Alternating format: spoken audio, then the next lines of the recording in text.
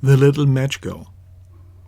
It was almost night on the last day of the year. It snowed and it was cold. In our story, a poor little girl, bareheaded and with naked feet, walked down the street.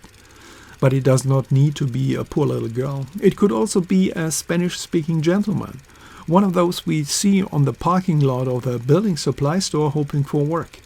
Or it could be a junkie in a ditch, grateful that this dreadful night will be spent unconscious. Or a mother and a child in a car in some random parking lot who can't remember the last time they slept indoors. Maybe it's a refugee who climbed the border fence, a transgender teen kicked out of the house, or someone who was fired from their minimum wage job today and does not dare face a family because now they will lose what little they have. But this story is set in Denmark in the middle of the 19th century, and so we are looking at a little girl. All day she tried to sell matches, but no one would buy any. All the people hurried home to dinners, to feasts and parties. From all the windows the candles were gleaming. It smelled so deliciously of roast goose.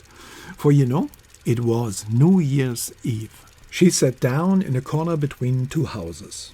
She grew colder and colder, but she did not dare to go home without having sold something.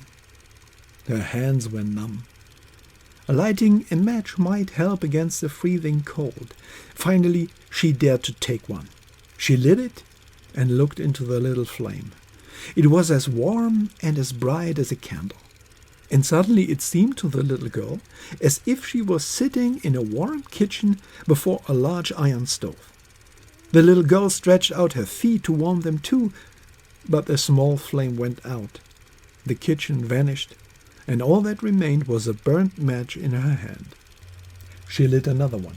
It burned brightly, and where the light fell on the wall, there the wall became transparent. She could see a table with a snow-white tablecloth. Upon it was splendid china, and the roast goose with its stuffing of apple and dried plums smelled like heaven.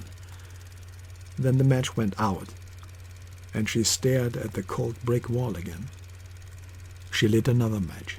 Now she was sitting under a Christmas tree. Thousands of lights were burning on the evergreen branches. It seemed to her that the lights were ascending to heaven and that they mingled with the stars. Then she saw a shooting star streaking through the sky. Someone just died, thought the little girl. Her grandmother, the one person who had always loved her and who had passed away some time ago, had told her, "When a star falls, a soul ascends to God." Then the match burned out, and it was dark again. She lit the next match, and in the light stood her beloved grandmother. Grandmother's face was radiant and bright, and her smile was a pure expression of love. "Grandmother," cried the little girl, "oh, take me with you. You go away when the match burns out. You vanish like the warm stove, like the delicious roast goose, and like the magnificent Christmas tree." And she quickly lit the whole bundle of matches in the hope that would keep her grandma near her.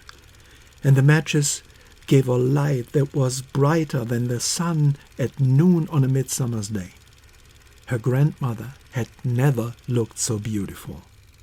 Grandma took the little girl in her arms, and both flew high into heaven where there is no hunger and cold, but the closeness of God makes everything bright and full of joy. They found her the next morning. She was sitting in the snow, still holding the burnt matches in her hand. Her cheeks were rosy and she had a smile on her face. They didn't know the wonders she had seen when they carried her body away. Together with her grandma, she entered into the happiness of the new year.